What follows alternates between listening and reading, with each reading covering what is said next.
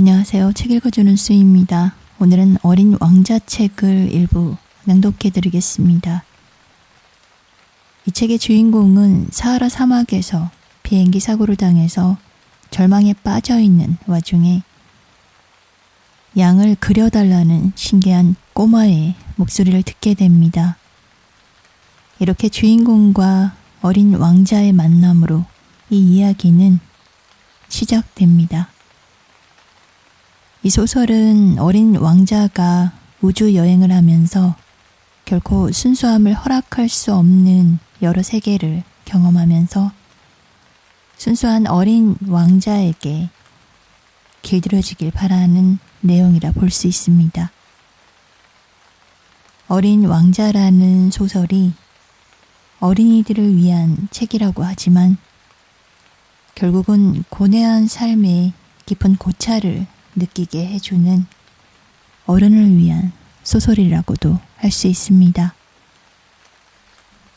어린 왕자는 주인공의 내적 자아로 해석되기도 합니다.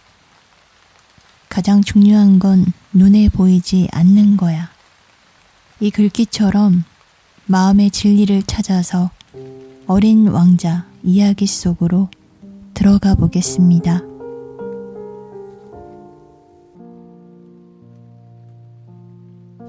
내가 6살 때 한 번은 윈시림에 관한 책, 실제로 겪은 이야기에서 굉장한 그림을 보았다. 보아뱀이 맹수를 삼키는 그림이었다.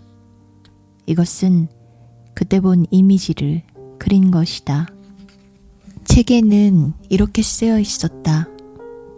보아뱀은 먹잇감을 씹지 않고 통째로 삼킨다.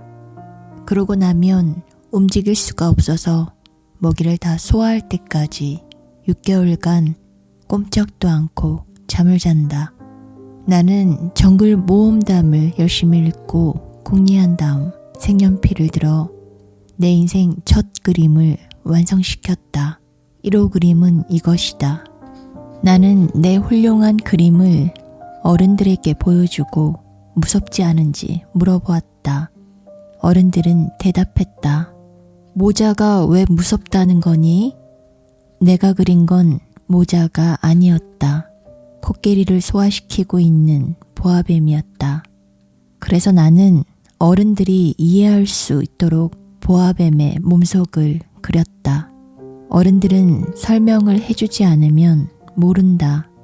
나의 2호 그림은 이것이다. 어른들은 속이 보이든 안 보이든 중요하지 않으니 보아뱀 따위는 그만 그리고 지리나 역사, 산수, 문법에 신경을 쓰라고 내게 충고했다.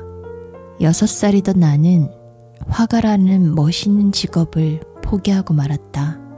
1호와 2호 그림의 반응이 좋지 않아 의기소침해졌던 것이다. 어른들은 혼자서는 아무것도 이해하지 못하고 어린이들은 그들에게 언제나 설명을 해주어야 해서 피곤하다. 결국 나는 다른 직업을 선택해야 했고 비행기 조종법을 배웠다. 전 세계 곳곳을 비행기로 누비고 다녔다. 지리를 배운 것은 정말이지 유익했다. 한번 보기만 해도 중국과 애리조나를 구별할 줄 알았다. 야간 비행 중 길을 잃었을 때 지리 지식은 무척 큰 도움이 된다. 그렇게 살아오는 동안 나는 진지하게 이를 데 없는 사람들을 많이 만났다.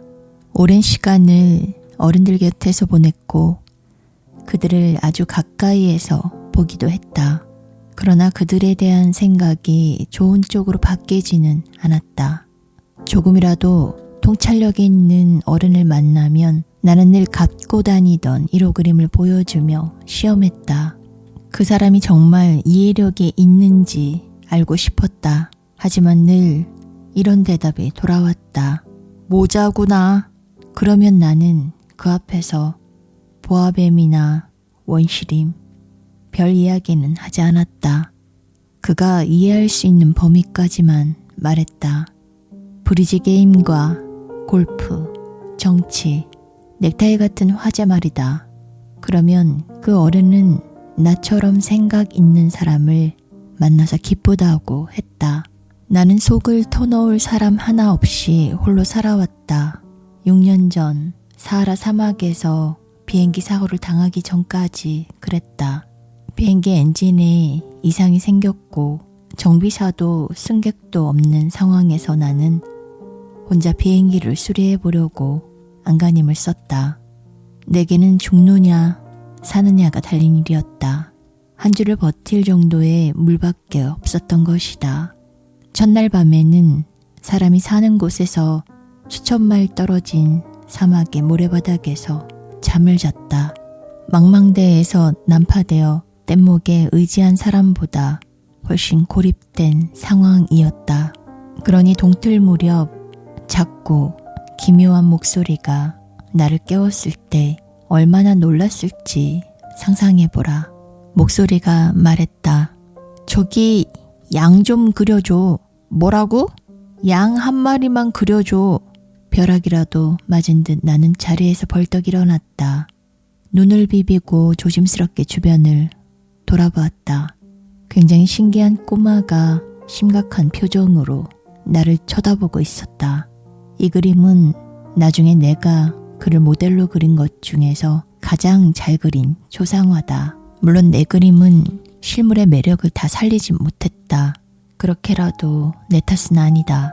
화가가 되겠다는 6살 아이의 꿈을 좌절시킨 건 어른들이었고 그 후에 나는 그림을 배운 적이 없다. 기껏해야 속이 안 보이는 보아뱀과 속이 보이는 보아뱀을 그린 것이 전부였다. 나는 소스라치게 놀라서 휘둥그레진 눈으로 그를 빤히 쳐다보았다. 그때 내가 주거지로부터 수천 마일이나 떨어진 사막에 불시착한 상태였다는 걸 생각해보라. 그런데 이 어린 친구는 사막 한가운데서 길을 잃은 것 같지도 않았고 피로나 배고픔, 목마름이나 두려움으로 기진맥진해 보이지도 않았다. 사람이 사는 곳으로부터 수천 마일 떨어진 사막에서 길을 잃은 아이로는 전혀 보이지 않았다. 나는 겨우 정신을 차리고 입을 열었다. 여기서 뭐하고 있니? 그는 중요한 일을 말하듯 나직하게 반복했다. 부탁이야. 양 한 마리만 그려줘. 이해할 수 없는 일이라도 너무 강한 인상을 받으면 부정할 생각조차 들지 않는 법이다. 주거지에서 수천 마일이나 떨어진 곳에서 죽을지도 모르는 상황에 이건 정말 말도 안 되는 일이라 여기면서 나는 주머니에서 종이 한 장과 만년필을 꺼냈다. 문득 내가 그동안 열심히 배운 거라곤 지리, 역사, 산수, 문법이 전부라는 게 기억났다. 나는 꼬마 친구에게 그림을 그릴 줄 모른다고 했다. 그가 대답했다. 괜찮아. 그냥 양을 그리면 돼. 양은 그릴 줄 몰라서 나는 내가 유일하게 그릴 줄 아는 그림 2개 중 하나를 그려주었다. 속이 안 보이는 보아뱀 그림이었다. 그런데 꼬마 친구의 대답을 듣고 나는 깜짝 놀랐다. 아니야. 보아뱀 뱃속에 들어있는 코끼리를 말하는 게 아니야. 보아뱀은 진짜 위험한 동물이고 코끼리도 정말 다루기 힘들어. 내가 사는 곳은 모든 게 작아. 내가 원하는 건 양이야. 양을 그려줘. 그래서 나는 양을 그려주었다. 그는 찬찬히 살펴보더니 말했다. 안 돼. 이 양은 병들었잖아. 다른 걸 그려줘. 나는 다시 양을 한 마리 그렸다. 내 친구는 부드럽게 응석을 부리는 듯한 미소를 지었다. 그리고 말했다. 잘 봐.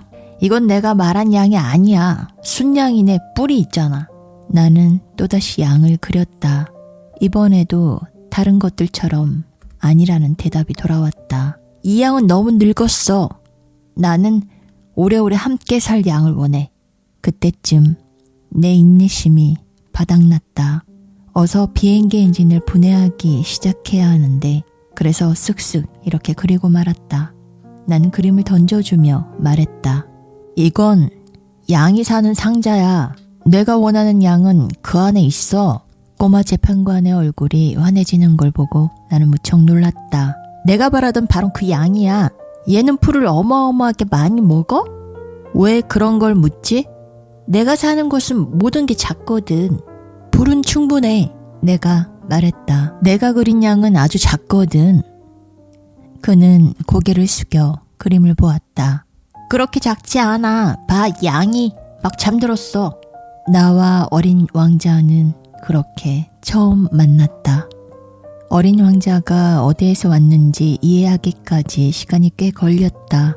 그는 내게 수없이 질문을 던졌지만 내 질문은 듣지 않는 것 같았다. 그의 비밀에 차츰차츰 다가간 것은 대화 중에 우연히 나온 말들 덕분이었다. 어린 왕자는 처음으로 내 비행기를 보았을 때 물었다. 이 물건은 도대체 뭐야? 이건 물건이 아니야. 하늘을 나는 거란다. 비행기라고 해. 내 비행기. 내가 비행을 할 줄 안다는 걸 알려주며 꽤나 으쓱했다. 그가 소리쳤다. 뭐? 아저씨 하늘에서 떨어졌구나. 그래. 나는 대단치 않은 일인 것처럼 말했다. 와, 신기하다. 어린 왕자가 천진난만하게 웃음을 터뜨려서 나는 짜증이 치밀었다. 내가 겪은 고생을 진지하게 들어주길 원했던 것이다. 그때 어린 왕자가 말했다. 아저씨도 하늘에서 왔구나. 어느 별이야?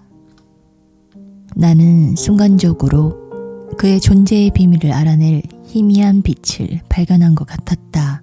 그에게 불쑥 질문을 던졌다. 너는 다른 별에서 왔다는 거니? 어린 왕자는 대답하지 않았다.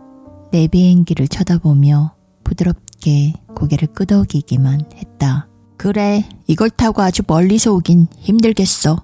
어린 왕자는 한동안 꿈을 꾸듯 생각에 잠겼다. 그는 주머니에서 양그림을 꺼내 보물처럼 뚫어지게 쳐다보았다. 우연히 나온 다른 별들의 비밀을 더 알고 싶어 내가 얼마나 안달이 났겠는가. 나는 좀 더 자세한 이야기를 끌어내려고 애를 썼다.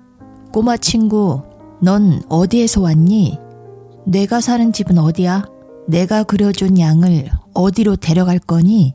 한참을 곰곰이 생각하더니 그가 입을 열었다. 아저씨가 준 상자의 좋은 점은 밤이면 양이 쉬는 집이 된다는 거야. 물론이지. 내 말을 잘 들으면 낮에 양을 묶을 수 있는 끈도 그려주마. 끈을 메어들 말뚝도. 내 제안을 들은 어린 왕자는 꽤 충격을 받은 것 같았다. 양을 묶어? 참 이상한 생각을 다 하네.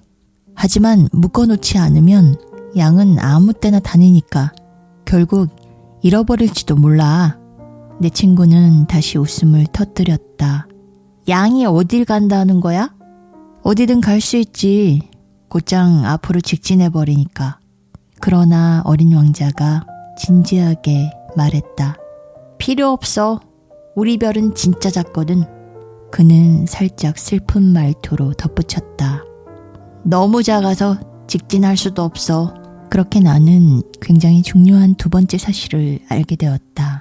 어린 왕자의 고향 별이 집 한 채보다 조금 큰 정도라는 것이다. 하지만 크게 놀라진 않았다. 우리가 이름을 붙여준 지구와 목성, 화성, 금성 같은 거대 행성 말고도 너무 작아서 망원경에 잡히지 않는 행성이 좋게 수백 개는 된다는 걸 알고 있었다. 천문학자는 그중 하나를 발견하면 숫자로 이름을 붙인다. 예를 들어 소행성 325 이런 식으로 부르는 것이다. 어린 왕자가 소행성 B612에서 왔다고 믿을 만한 합당한 이유가 있다. 그 소행성은 1909년에 터키 천문학자의 망원경에 단 한 번 포착된 적이 있었다. 터키 천문학자는 국제천문학회에서 그의 행성의 존재를 증명해냈다. 하지만 그의 복장 때문에 아무도 그를 신뢰하지 않았다. 어른들은 늘 그런 식이다. 터키의 한 독재자가 유럽식으로 옷을 입지 않으면 사행에 처하겠노라는 명령을 내렸다. 소행성 B612의 명성을 생각하면 다행스러운 일이었다. 결국 천문학자는 1920년에 우아한 차림을 하고서 다시 발표를 했다. 이번에는 모두가 그의 발표를 신뢰했다. 내가 당신에게 소행성 B612의 세부 사항을 이야기하며 행성번호를 알려주는 이유도 다 어른들 때문이다. 어른들은 숫자를 좋아한다. 그들 앞에서 새로 사귄 친구 이야기를 꺼내도 그들은 중요한 본질에 대해서는 결코 질문할 줄 모른다. 그 아이 목소리는 어떠니? 그 애가 가장 좋아하는 놀이는 뭐지? 그 애는 나비를 수집하니? 이런 질문을 하는 어른은 없다. 어른들은 이렇게 묻는다. 그 애는 몇 살이니? 형제는 몇 명이고? 몸무게는 몇 킬로그램이지? 아버지 수입은 얼마나 되니? 그런 사실들을 알아야 제대로 그 아이를 안다고 생각한다. 어른들에게 아름다운 장미색 벽돌집을 봤어요. 창문에는 제라늄 화분이 놓여있고 지붕에는 비둘기들이 앉아있고요. 하고 말해보라. 그들은 그 집이 어떻게 생겼는지 결코 상상하지 못할 것이다. 이렇게 말하면 효과가 있다. 10만 프랑짜리 저택을 봤어요. 그러면 그들은 정말 멋지겠구나 하고 소리칠 것이다. 어린 왕자가 있었다는 증거는요. 그 애가 둘도 없이 매력적이었고 환하게 웃었고 양을 갖고 싶어 했다는 거예요. 누군가 양을 원한다는 건 그 사람이 존재한다는 증거잖아요. 이 말을 들은 어른들은 그저 어깨를 으쓱하고 당신을 어린애 취급할 것이다. 그러니 이렇게 말해보라. 어린 왕자의 고향은 소행성 B612예요. 어른들은 바로 납득하고는 질문을 던져 당신을 괴롭히지 않을 것이다. 어른들은 원래 그런 식이다. 원망할 것도 없다. 아이들은 어른들에게 관대해야 한다. 확실한 건 인생이 어떤 것인지 이해하는 사람들에게 숫자 따위는 가소로울 것이다. 나는 이 이야기를 동화처럼 시작하는 편이 더 좋았을 것이다. 이렇게 말이다. 옛날 옛적에 자기보다 조금 큰 소행성에 어린 왕자가 살았는데 그는 친구가 필요했다. 인생의 의미를 이해하는 사람들에게는 그 편이 훨씬 진실하게 익힐 테니까 그렇게 하지 않은 건 내 책이 가벼운 이야기로 읽히길 원하지 않았기 때문이다. 어린 왕자와의 추억을 이야기하면 나는 슬픔에 휩싸인다. 내 친구가 양을 데리고 떠나버린 지도 벌써 6년이나 흘렀다. 지금 여기에서 그 아이를 그려보려고 애쓰는 것은 그를 잊지 않기 위해서다. 친구를 잊은 것은 슬픈 일이지 않은가. 모두가 그런 친구를 가질 수 있는 것도 아니고 나 역시 숫자와 자기 자신만 아는 어른이 되어버릴 수도 있었다. 그렇게 되지 않으려고 나는 그림 물감과 연필을 샀다. 6살 때 속이 보이는 보아뱀과 안 보이는 보아뱀을 그린 게 전부면서 지금 이 나이에 다시 그림을 그린다는 게 얼마나 힘든 일인지 알 것이다. 가능한 한 어린 왕자와 닮은 초상화를 그리려고 최선을 다하겠지만 잘 해낼 자신은 없다. 어떤 그림은 괜찮지만 어떤 그림은 전혀 비슷하지 않다. 어린 왕자의 키부터가 살짝 틀릴 것 같다. 이 그림에서는 너무 키가 크고 저 그림에서는 또 너무 작다. 어린 왕자의 옷 색깔도 오락가락 한다. 이렇게도 그렸다가 저렇게도 그렸다가 기억을 더듬어갈 뿐이다. 아주 중요한 세부 사항들도 결국 잘못 기억하고 실수할지도 모른다. 그렇더라도 나를 이해해달라. 내 친구는 좀처럼 설명을 하지 않았다. 아마도 자기와 비슷하게 그려줄 거라고 나를 믿고 있었으리라. 하지만 나는 안타깝게도 상자 속에 들어있는 양을 보는 법을 알지 못한다. 어느 정도는 다른 어른들과 비슷해졌기 때문이다. 분명 나이를 먹은 것이리라. 나는 어린 왕자의 소행성과 그곳을 떠나온 일, 그리고 그의 여행에 대해 날마다 조금씩 알아갔다. 열심히 궁리하고 우연히 더해지며 아주 자연스럽게 그렇게 되었다. 바오바브 나무의 비극을 알게 된 건 사흘째 되던 날이었다. 이번에도 역시 양 덕분이었다. 어린 왕자는 심각하게 의심스럽다는 듯 불쑥 물었다.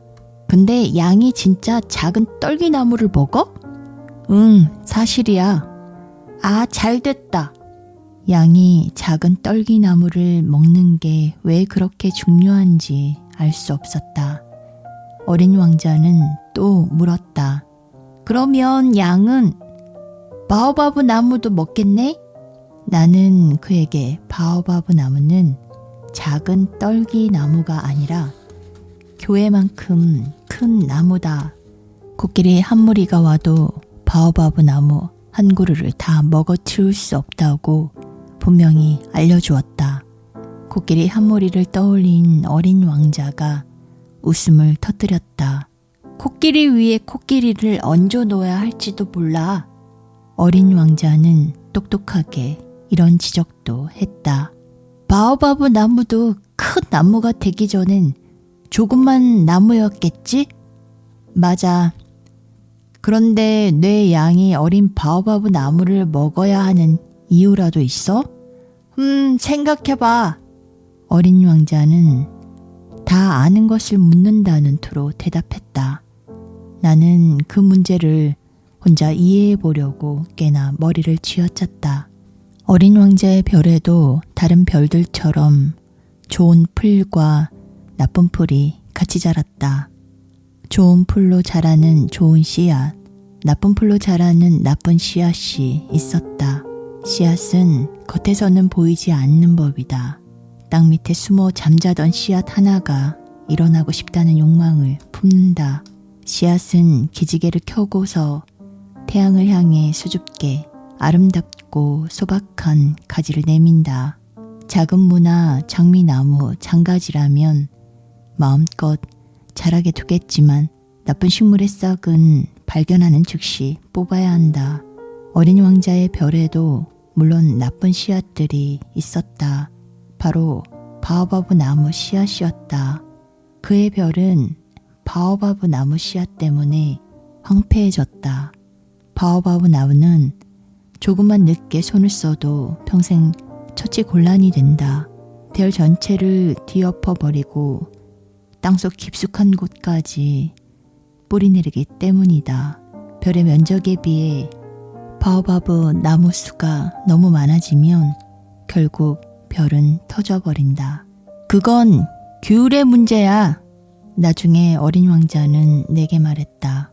아침에 세수를 마치면 별도 구석구석 정성스럽게 닦아줘야 해. 어린 바오바브 나무는 장미나무와 비슷하게 생겼거든. 바오바브 나무인 게 구분이 되면 규칙적으로 뽑아줘야 해. 무척 지루해도 쉬운 작업이야. 어느 날 그는 지구의 어린이들이 바오바브 나무의 위험을 인지하도록 나에게 멋진 그림을 하나 그려보라고 했다. 언젠가 어린이들이 여행을 떠날 때 그 그림은 무척 유익할 거야. 일은 가끔 미루어도 괜찮아. 하지만 바오바브 나무는 말이지 항상 골칫거리거든. 한 번은 어느 게으름뱅이가 사는 별에 간 적이 있어. 그 사람은 떨기나무 세 그루를 대수롭지 않게 여겼다가 어린 왕자가 알려준 대로 나는 그 게으름뱅이가 사는 별을 그렸다. 원래 나는 사람들에게 훈계하는 걸 좋아하진 않는다. 하지만 바오바브 나무의 위험은 거의 알려지지 않았고 별에서 길을 잃고 겪는 위험도 무시할 수가 없어서 이번만 조심스럽게 예외를 두겠다. 이 자리에서 말해둔다. 어린이들아, 바오바브 나무를 조심하렴. 나는 나처럼 오랫동안 바오바브 나무의 위험을 알지 못하고 지나쳐온 내 친구들에게 경고하기 위해 공들여 그림을 그렸다. 내 교훈은 배울 만한 가치가 있다. 당신은 이 책을 읽으며 이런 의문을 가질지도 모르겠다. 왜 바오바브 나무 그림만큼 큰 다른 그림은 안 나오지? 대답은 아주 간단하다. 그리려고 시도는 했지만 잘 그리지 못했다. 바오바브 나무를 그릴 때는 어서 빨리 위험을 알려야 한다는 마음에 내가 꽤나 기운이 넘쳤던 것이다. 아, 어린 왕자, 너의 단순하고 적적한 삶에 대해 나는 조금씩 알아갔지. 오랫동안 너에겐 지는 해를 감상하는 것 말고는 즐거운 일이 없었던 거야. 나흘째 되는 아침 내 말을 듣고서 나는 새로운 사실을 알았다. 그리고 내게 말했다. 나는 해 지는 걸 보는 게 좋아. 함께 보러 가자. 그럼 기다려야지. 뭘 기다려? 태양이 넘어가기를 기다리지. 너는 깜짝 놀란 표정을 짓다가 스스로도 어이가 없었던지 웃음을 터뜨렸다. 그리고 내게 말했다. 내가 우리 별에 있다고 생각했어. 그 말은 사실이었다. 누구나 알다시피 미국이 정오일 때 프랑스는 해가 진다.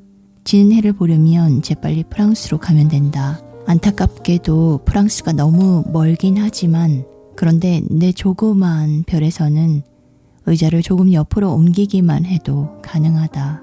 어스름한 석양빛이 보고 싶어질 때마다 너는 그렇게 했겠지. 어느 날은 태양이 지는 걸 44번이나 본 적도 있어. 조금 있다가 너는 이렇게 덧붙였다. 있잖아. 사람은 너무 슬플 때 해 지는 걸 보고 싶거든. 태양이 지는 걸 44번이나 본 날 그렇게 슬펐던 거야? 어린 왕자는 내 질문에 대답하지 않았다.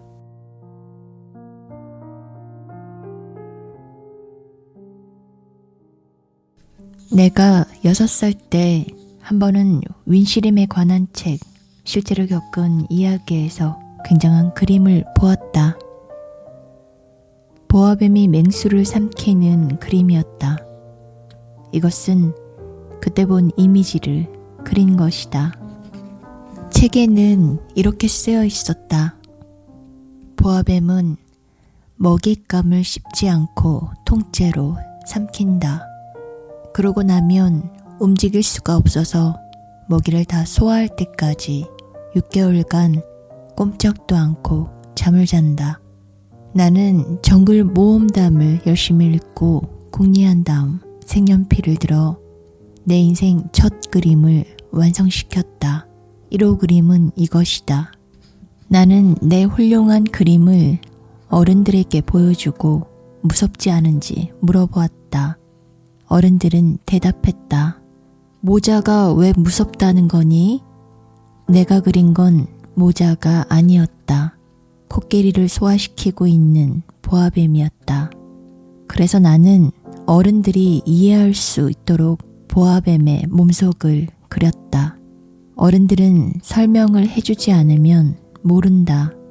나의 2호 그림은 이것이다. 어른들은 속이 보이든 안 보이든 중요하지 않으니 보아뱀 따위는 그만 그리고 지리나 역사, 산수, 문법에 신경을 쓰라고 내게 충고했다.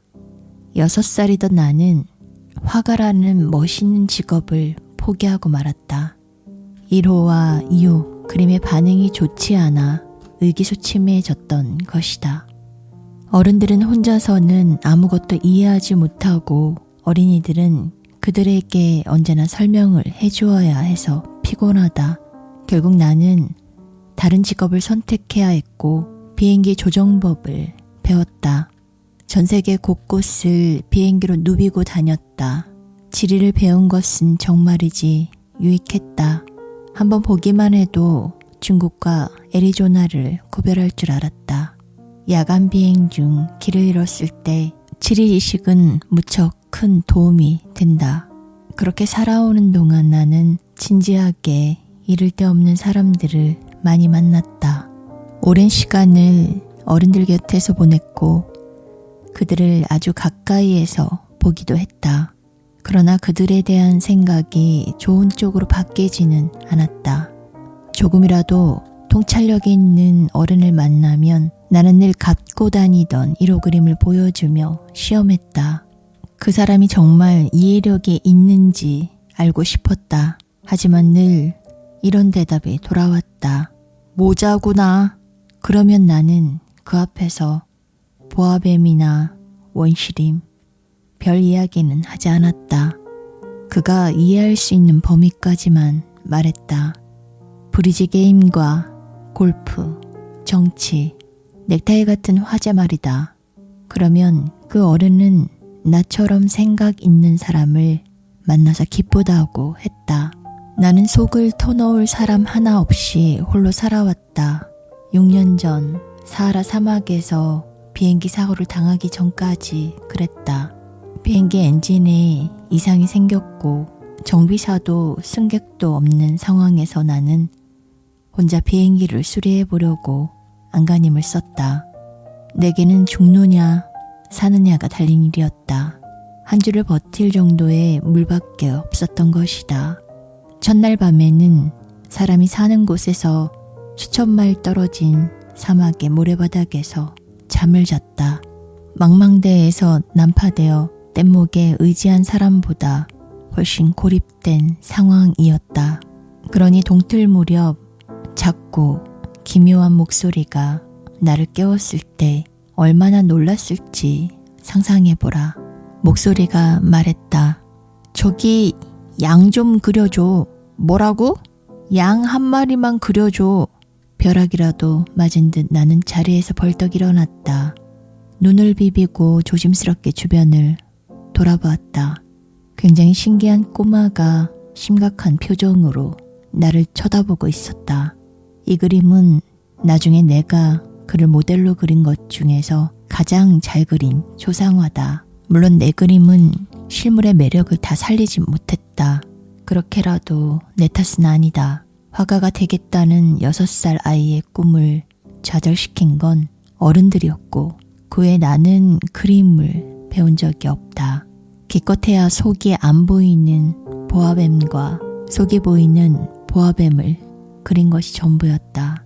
나는 소스라치게 놀라서 휘둥그레진 눈으로 그를 빤히 쳐다보았다. 그때 내가 주거지로부터 수천 마일이나 떨어진 사막에 불시착한 상태였다는 걸 생각해보라. 그런데 이 어린 친구는 사막 한가운데서 길을 잃은 것 같지도 않았고 피로나 배고픔, 목마름이나 두려움으로 기진맥진해 보이지도 않았다. 사람이 사는 곳으로부터 수천 마일 떨어진 사막에서 길을 잃은 아이로는 전혀 보이지 않았다. 나는 겨우 정신을 차리고 입을 열었다. 여기서 뭐하고 있니? 그는 중요한 일을 말하듯 나직하게 반복했다. 부탁이야. 양 한 마리만 그려줘. 이해할 수 없는 일이라도 너무 강한 인상을 받으면 부정할 생각조차 들지 않는 법이다. 주거지에서 수천 마일이나 떨어진 곳에서 죽을지도 모르는 상황에 이건 정말 말도 안 되는 일이라 여기면서 나는 주머니에서 종이 한 장과 만년필을 꺼냈다. 문득 내가 그동안 열심히 배운 거라곤 지리, 역사, 산수, 문법이 전부라는 게 기억났다. 나는 꼬마 친구에게 그림을 그릴 줄 모른다고 했다. 그가 대답했다. 괜찮아. 그냥 양을 그리면 돼. 양은 그릴 줄 몰라서 나는 내가 유일하게 그릴 줄 아는 그림 2개 중 하나를 그려주었다. 속이 안 보이는 보아뱀 그림이었다. 그런데 꼬마 친구의 대답을 듣고 나는 깜짝 놀랐다. 아니야. 보아뱀 뱃속에 들어있는 코끼리를 말하는 게 아니야. 보아뱀은 진짜 위험한 동물이고 코끼리도 정말 다루기 힘들어. 내가 사는 곳은 모든 게 작아. 내가 원하는 건 양이야. 양을 그려줘. 그래서 나는 양을 그려주었다. 그는 찬찬히 살펴보더니 말했다. 안 돼. 이 양은 병들었잖아. 다른 걸 그려줘. 나는 다시 양을 한 마리 그렸다. 내 친구는 부드럽게 응석을 부리는 듯한 미소를 지었다. 그리고 말했다. 잘 봐. 이건 내가 말한 양이 아니야. 순양이네. 뿔이 있잖아. 나는 또다시 양을 그렸다. 이번에도 다른 것들처럼 아니라는 대답이 돌아왔다. 이 양은 너무 늙었어. 나는 오래오래 함께 살 양을 원해. 그때쯤 내 인내심이 바닥났다. 어서 비행기 엔진을 분해하기 시작해야 하는데 그래서 쓱쓱 이렇게 그리고 말았다. 나는 그림을 던져주며 말했다. 이건 양이 사는 상자야. 내가 원하는 양은 그 안에 있어. 꼬마 재판관의 얼굴이 환해지는 걸 보고 나는 무척 놀랐다. 내가 바라던 바로 그 양이야. 얘는 풀을 어마어마하게 많이 먹어? 왜 그런 걸 묻지? 내가 사는 곳은 모든 게 작거든. 풀은 충분해. 내가 말했다. 내가 그린 양은 아주 작거든. 그는 고개를 숙여 그림을 보았다. 그렇게 작지 않아. 봐, 양이 막 잠들었어.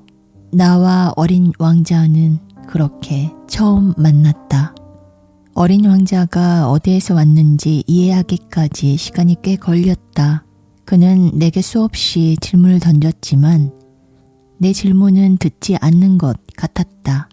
그의 비밀에 차츰차츰 다가간 것은 대화 중에 우연히 나온 말들 덕분이었다. 어린 왕자는 처음으로 내 비행기를 보았을 때 물었다. 이 물건은 도대체 뭐야? 이건 물건이 아니야. 하늘을 나는 거란다. 비행기라고 해. 내 비행기. 내가 비행을 할 줄 안다는 걸 알려주며 꽤나 으쓱했다. 그가 소리쳤다. 뭐? 아저씨 하늘에서 떨어졌구나. 그래. 나는 대단치 않은 일인 것처럼 말했다. 와, 신기하다. 어린 왕자가 천진난만하게 웃음을 터뜨려서 나는 짜증이 치밀었다.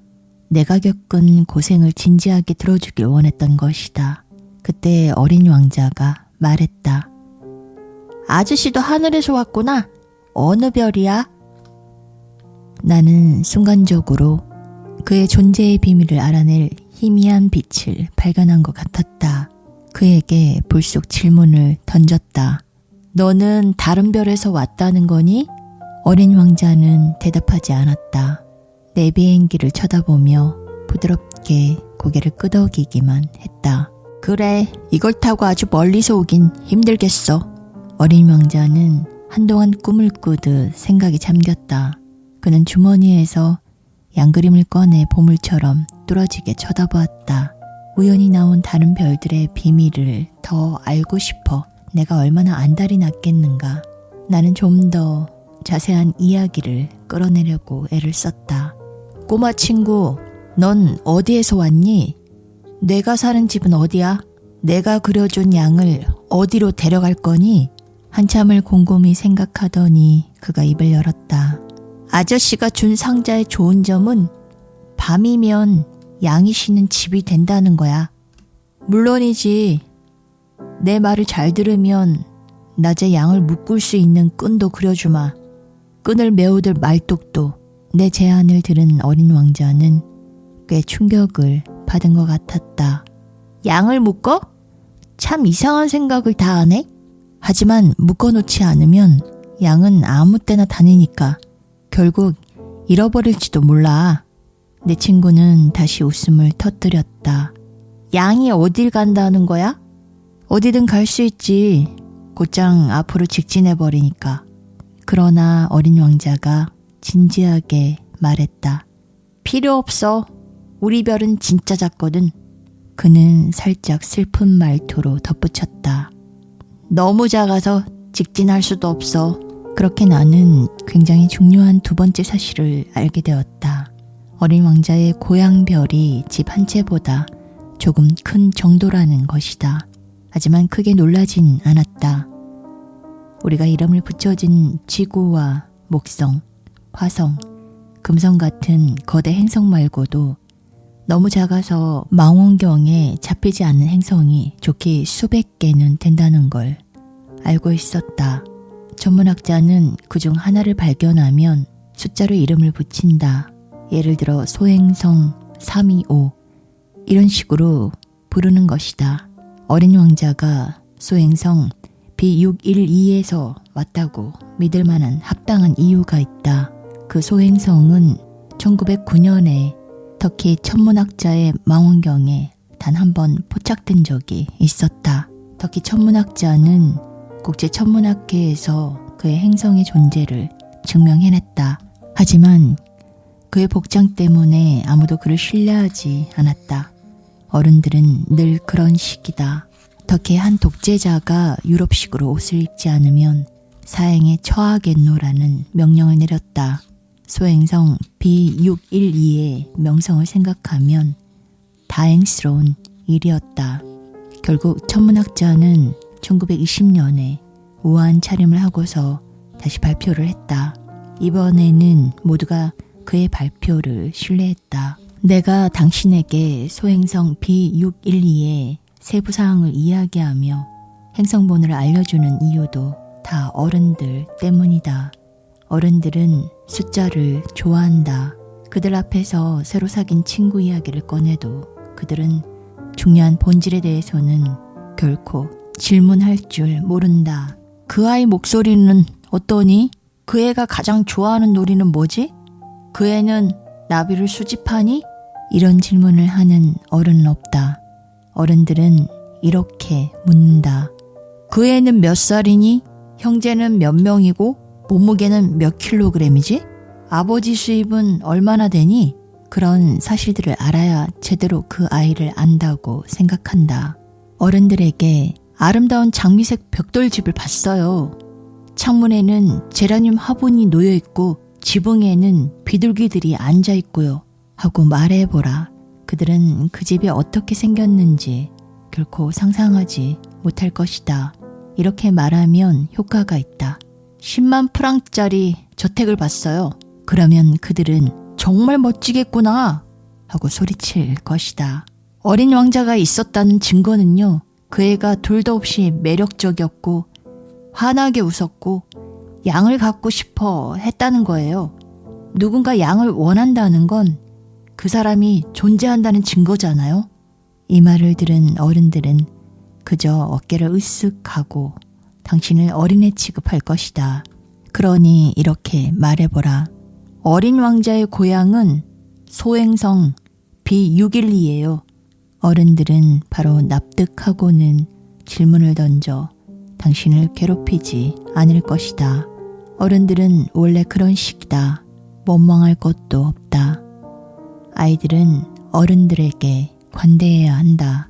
확실한 건 인생이 어떤 것인지 이해하는 사람들에게 숫자 따위는 가소로울 것이다. 나는 이 이야기를 동화처럼 시작하는 편이 더 좋았을 것이다. 이렇게 말이다.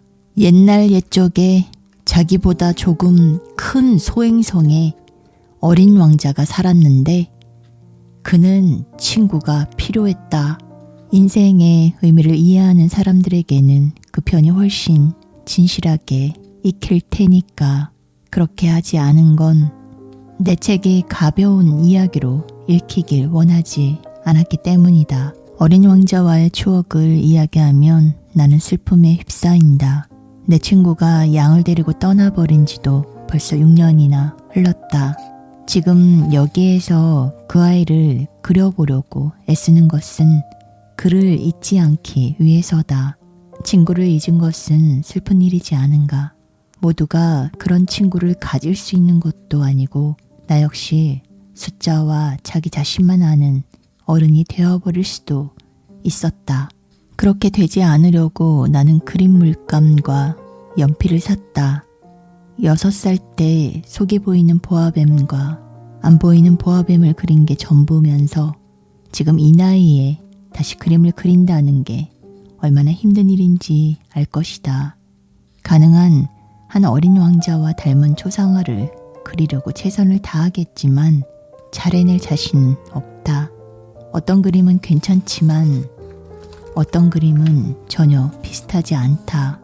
어린 왕자의 키부터가 살짝 틀릴 것 같다.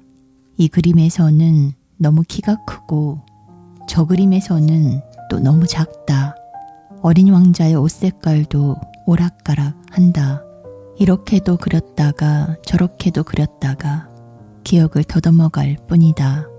아주 중요한 세부 사항들도 결국 잘못 기억하고 실수할지도 모른다. 그렇더라도 나를 이해해달라. 내 친구는 좀처럼 설명을 하지 않았다. 아마도 자기와 비슷하게 그려줄 거라고 나를 믿고 있었으리라. 하지만 나는 안타깝게도 상자 속에 들어있는 양을 보는 법을 알지 못한다. 어느 정도는 다른 어른들과 비슷해졌기 때문이다. 분명 나이를 먹은 것이리라.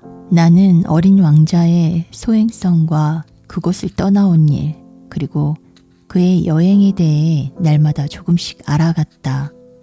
열심히 궁리하고 우연히 더해지며 아주 자연스럽게 그렇게 되었다. 바오바브 나무의 비극을 알게 된 건 사흘째 되던 날이었다. 이번에도 역시 양 덕분이었다. 어린 왕자는 심각하게 의심스럽다는 듯 불쑥 물었다. 근데 양이 진짜 작은 떨기나무를 먹어? 응, 사실이야. 아, 잘됐다. 양이 작은 떨기나무를 먹는 게 왜 그렇게 중요한지 알 수 없었다. 어린 왕자는 또 물었다. 그러면 양은 바오바브 나무도 먹겠네?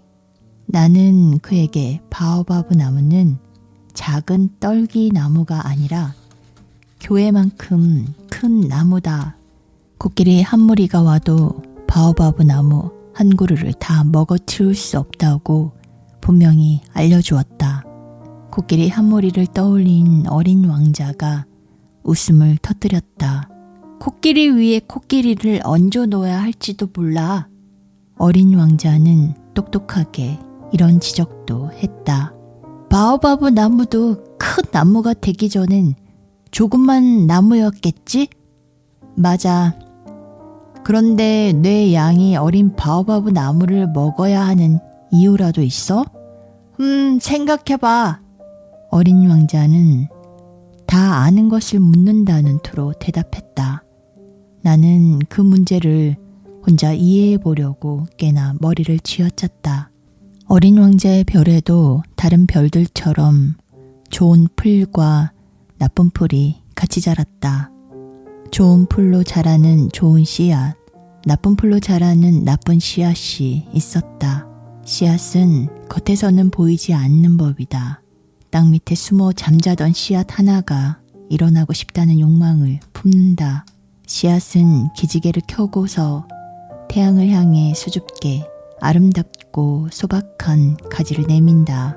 작은 무나 장미나무, 장가지라면 마음껏 자라게 두겠지만 나쁜 식물의 싹은 발견하는 즉시 뽑아야 한다.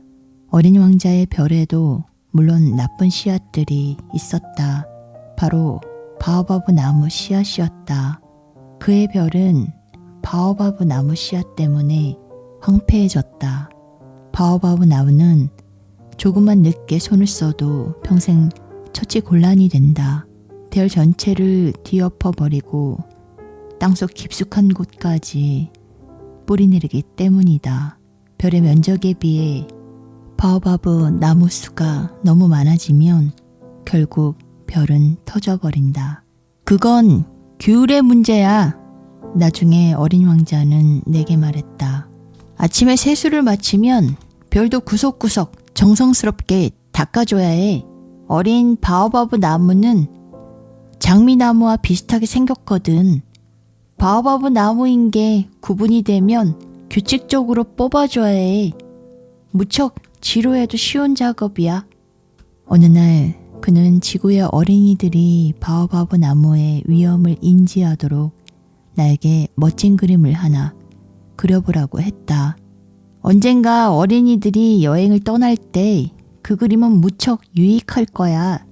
일은 가끔 미루어도 괜찮아. 하지만 바오바브 나무는 말이지 항상 골칫거리거든. 한 번은 어느 게으름뱅이가 사는 별에 간 적이 있어. 그 사람은 떨기나무 세 그루를 대수롭지 않게 여겼다가 어린 왕자가 알려준 대로 나는 그 게으름뱅이가 사는 별을 그렸다. 원래 나는 사람들에게 훈계하는 걸 좋아하진 않는다. 하지만 바오바브 나무의 위험은 거의 알려지지 않았고 별에서 길을 잃고 겪는 위험도 무시할 수가 없어서 이번만 조심스럽게 예외를 두겠다. 이 자리에서 말해둔다. 어린이들아, 바오바브 나무를 조심하렴. 나는 나처럼 오랫동안 바오바브 나무의 위험을 알지 못하고 지나쳐온 내 친구들에게 경고하기 위해 공들여 그림을 그렸다. 내 교훈은 배울 만한 가치가 있다. 당신은 이 책을 읽으며 이런 의문을 가질지도 모르겠다. 왜 바오바브 나무 그림만큼 큰 다른 그림은 안 나오지? 대답은 아주 간단하다. 그리려고 시도는 했지만 잘 그리지 못했다. 바오바브 나무를 그릴 때는 어서 빨리 위험을 알려야 한다는 마음에 내가 꽤나 기운이 넘쳤던 것이다. 아, 어린 왕자, 너의 단순하고 적적한 삶에 대해 나는 조금씩 알아갔지.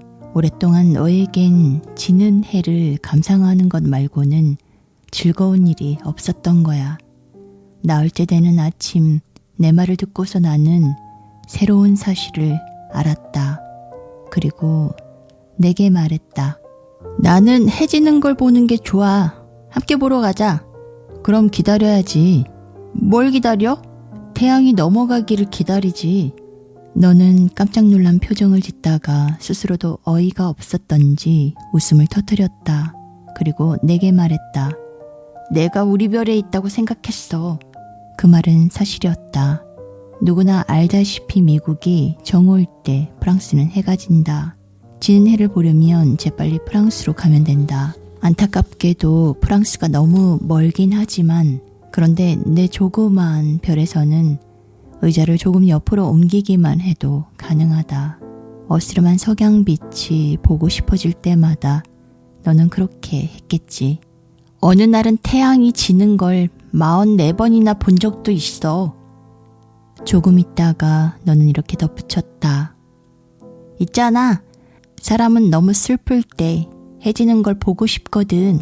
태양이 지는 걸 44번이나 본 날 그렇게 슬펐던 거야?